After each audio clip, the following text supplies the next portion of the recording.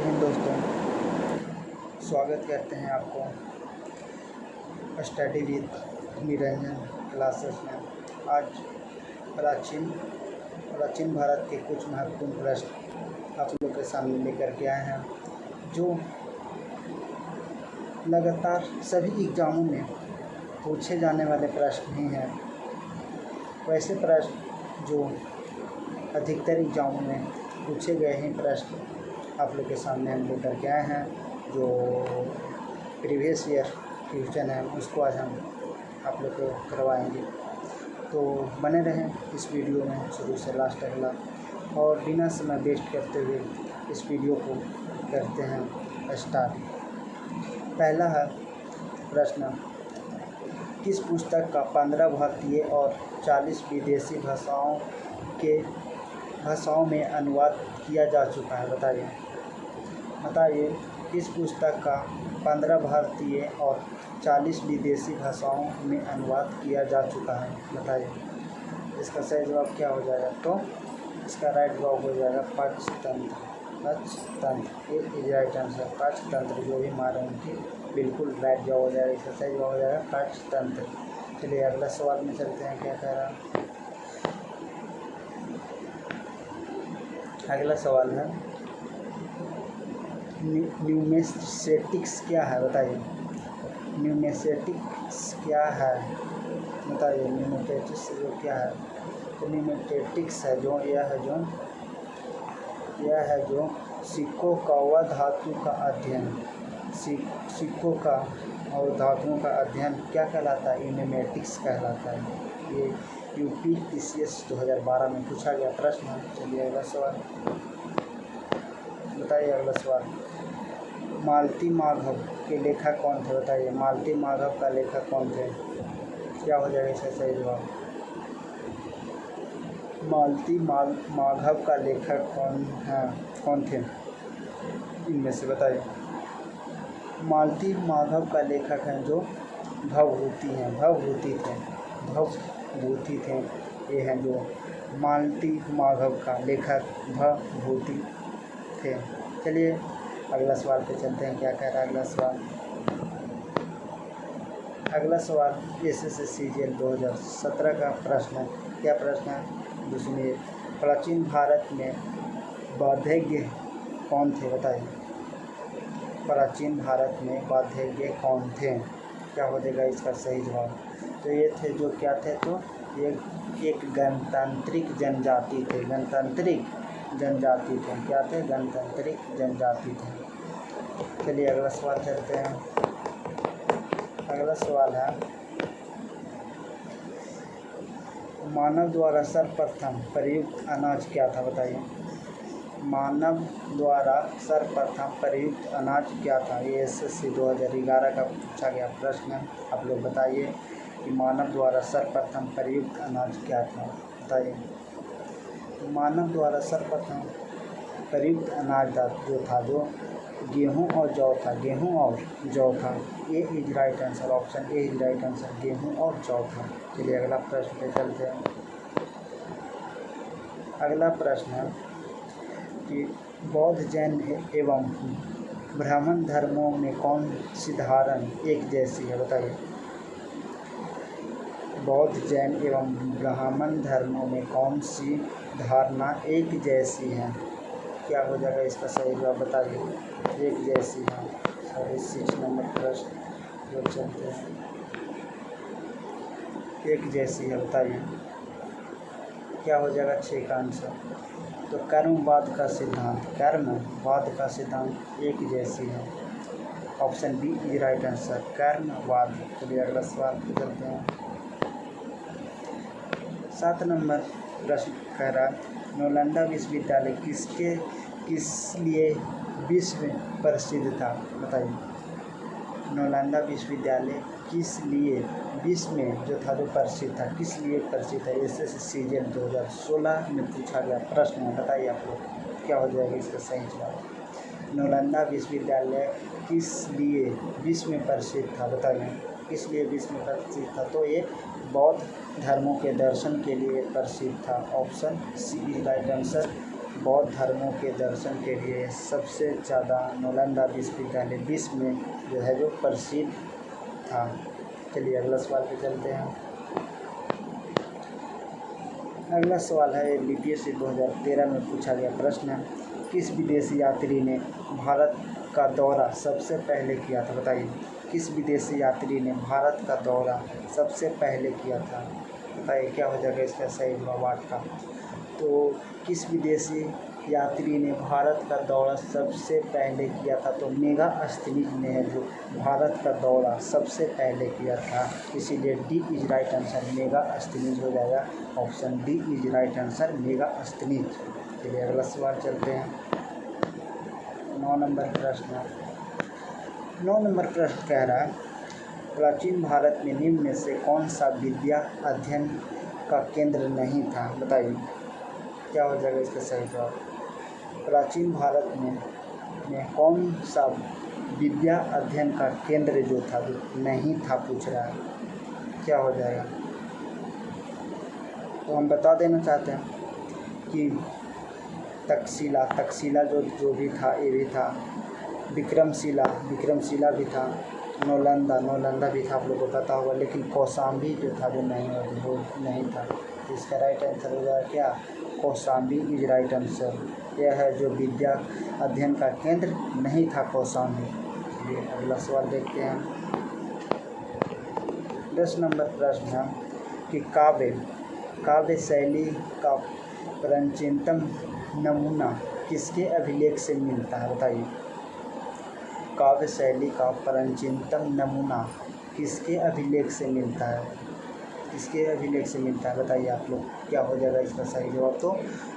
तो रुद्रदमन के हो जाएगा, रुद्रदमन के अभिलेख से। चलिए अगला सवाल।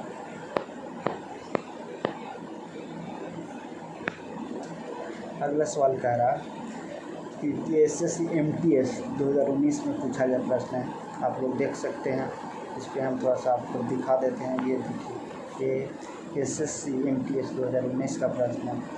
तो शून्य की खोज किसने किया था? बताइए, ये बहुत ही इजी प्रश्न है। शून्य का खोज किसने किया था? तो जो भी आर्यभट्ट मारे उनकी राइट जवाब है, शून्य की खोज आर्यभट्ट ने किया था। Option C is right answer, शून्य का खोज आर्यभट्ट के द्वारा ही किया गया था। चलिए अगला प्रश्न पे चलते हैं हम। अगला प्रश्न है, ताम्रपाषाण काल में महाराष्ट्र के लोग मृतकों के घर के फर्श के नीचे किस तरह रखकर दफनाते थे? बताइए क्वेश्चन क्या कह रहा है, सुनिए।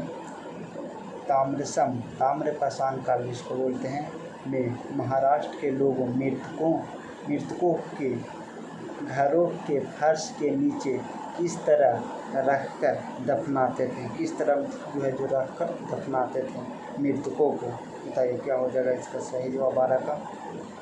तो इनको मृतकों को है जो उत्तर से दक्षिण की ओर रखकर दफनाते थे। अब आपको लोग को ये याद करना है, उत्तर से दक्षिण की ओर, इसीलिए डी इज राइट आंसर, उत्तर से दक्षिण की ओर, याद रखिए।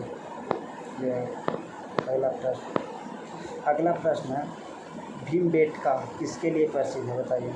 ये RRB NTPC 2016 में पूछा गया प्रश्न है। भीमबेटका है जो किसके लिए प्रसिद्ध है? बताइए, भीमबेटका है जो किसके लिए प्रसिद्ध है?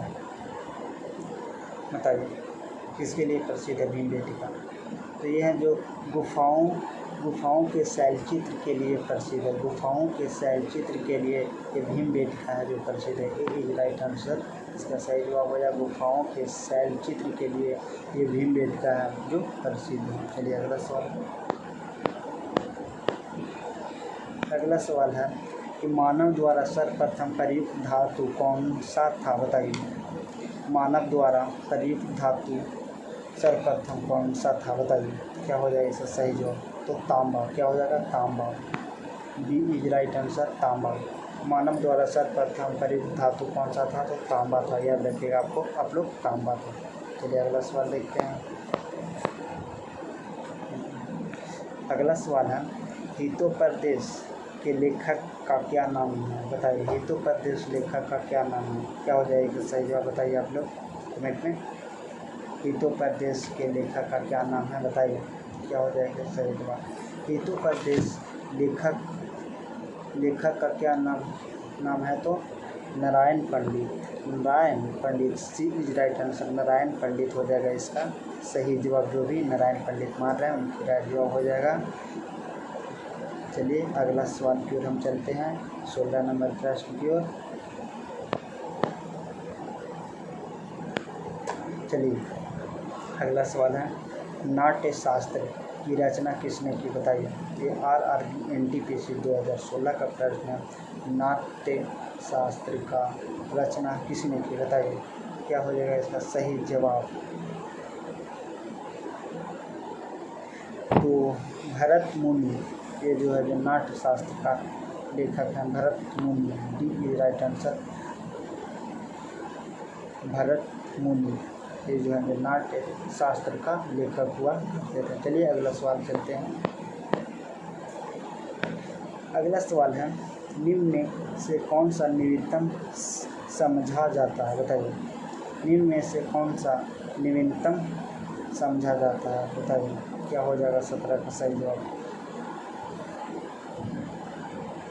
क्रो-मैग्नन मानव, option A is right answer, Cro-Magnon मानव। चलिए अगला सवाल देखते हैं। चलिए, इतिहास के पिता द फादर ऑफ हिस्ट्री की पदवी सही अर्थों में कौन निम्न में से संबंधित है, बताइए। पूछ रहा है इतिहास के पिता द फादर ऑफ हिस्ट्री की पदवी सही अर्थों में निम्न में से किससे संबंधित है, बताइए, क्या हो जाएगा इसका सही जवाब 18 का। तो हेरोडोटस, इतिहास का पिता ही तो ही हेरोडोटस कहा जाता था, D is right answer, Herodotus हो जाएगा इसका सही जवाब। चलिए अगला सवाल पे चलते हैं।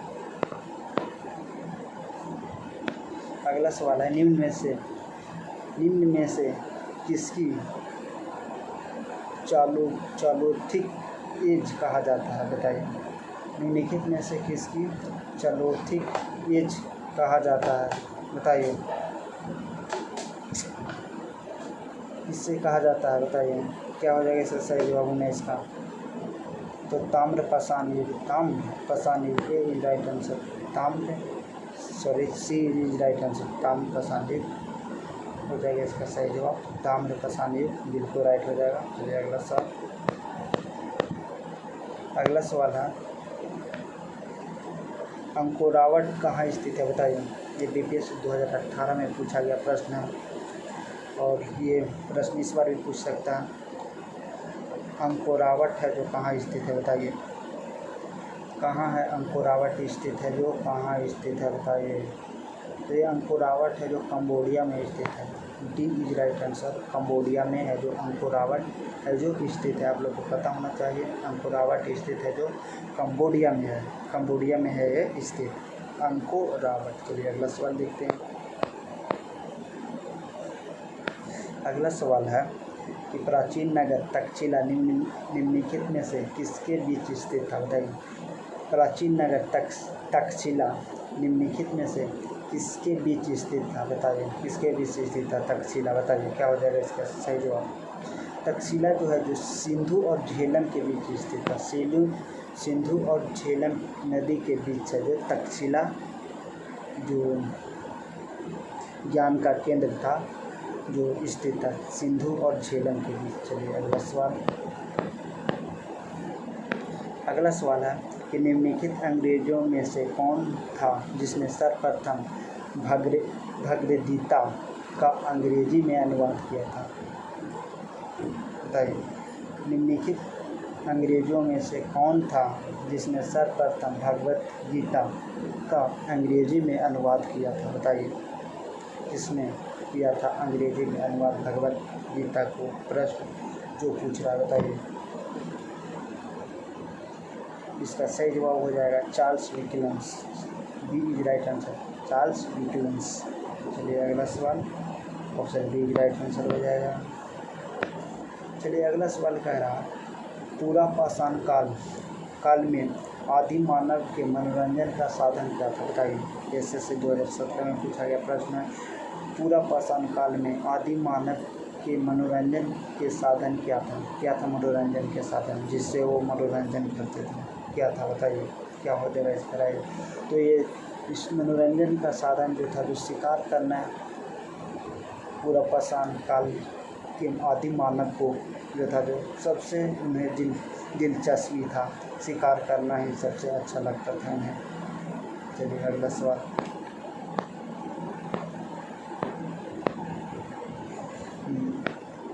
अगला सवाल है, निम्नलिखित में से किसकी चैलोथिक एज कहा जाता है, बताइए।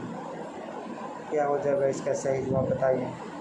तो इसको ताम्रपाषाणी युग, ये तो पीछे ही बताए थे, ताम्रपाषाणी युग इसका राइट है। इसमें कोई किसी को दिक्कत नहीं होना चाहिए। चलिए अगला सवाल पे बढ़ जाते हैं।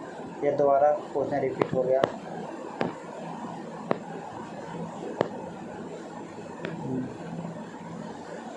चलिए, नालंदा विश्वविद्यालय किसके लिए प्रसिद्ध था, बताइए। नालंदा विश्वविद्यालय किसके लिए प्रसिद्ध था। ये भी दोबारा रिपीट हो रहा है, बौद्ध धर्म के दर्शन के लिए। चलिए अगला सवाल देख लेते हैं। चलिए अगला सवाल है, प्राचीन भारत में निम्नलिखित में से कौन सी एक लिपि दाईं ओर से बाईं ओर लिखी जाती थी, बताइए। कौन सी एक लिपि थी जो दाईं से बाईं ओर लिखी जाती थी, क्या हो जाएगा इसका सही जवाब। तो ये क्या हो जाएगा बताइए, 26 का। तो खरोष्टी है एक ऐसी लिपि है, खरोष्टी एक ऐसी लिपि है जो दाईं से बाईं ओर लिखी जाती थी। चलिए अगला सवाल।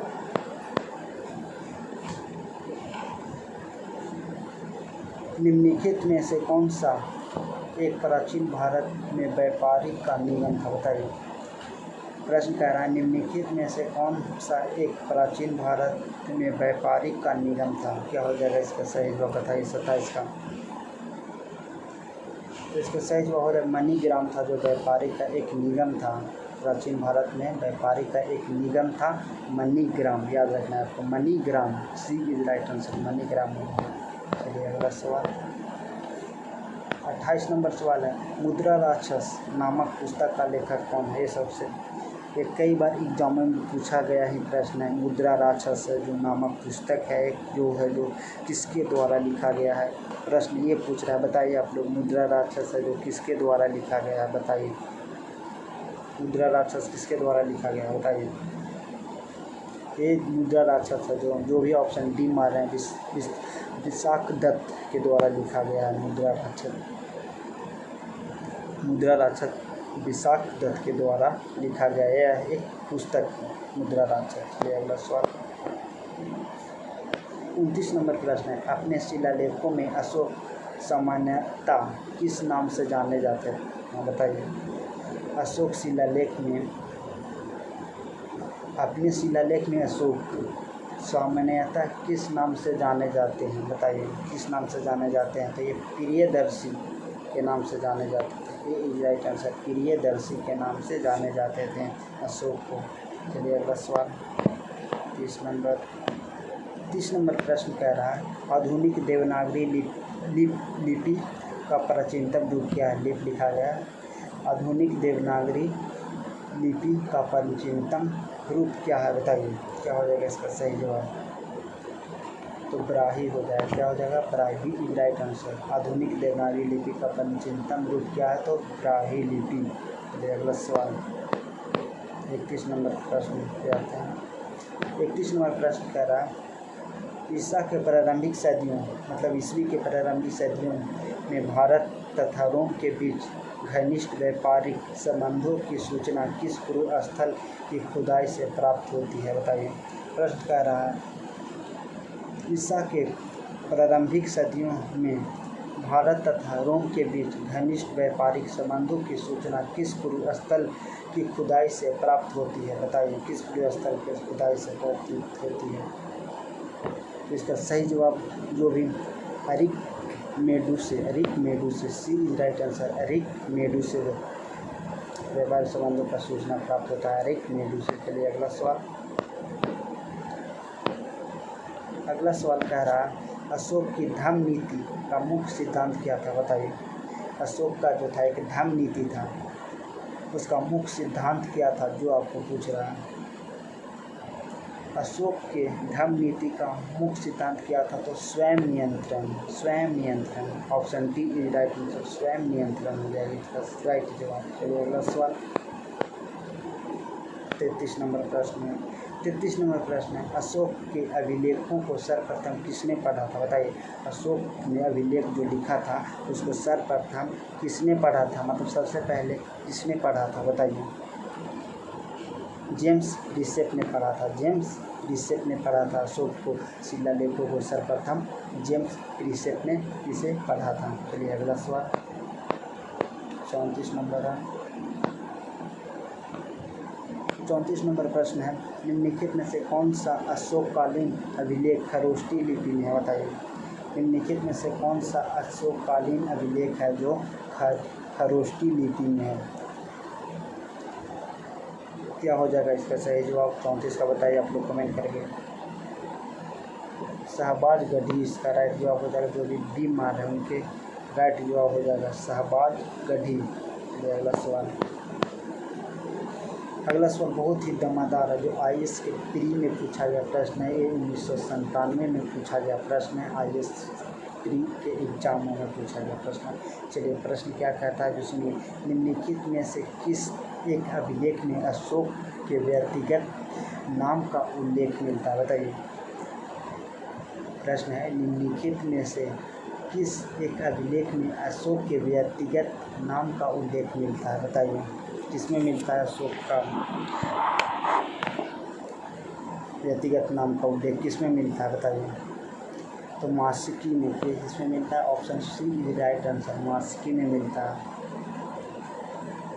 तो आज हम पूरे आप लोग को 35 क्वेश्चन हम करवा चुके हैं, जो याद रखिएगा ये वैसे प्रश्न हैं जो एग्ज़ामों में पूछे जाते प्रश्न हैं, जिसे प्रीवियस ईयर क्वेश्चन भी आप बोल सकते हैं। इसे जो लगभग सभी एग्ज़ामों हम ऐसे क्वेश्चन को करवाए हैं जो सभी एग्ज़ामों में पूछा गया ही प्रश्न है, और ये एग्ज़ाम के दृष्टि से बहुत ही महत्वपूर्ण प्रश्न है। तो हम कल मिलेंगे नए अंदाज में आप लोग के सामने। तो आज के लिए बस इतना ही। जय हिंद, जय भारत। मिलते हैं नेक्स्ट वीडियो में। चलिए आज के लिए बस इतना ही।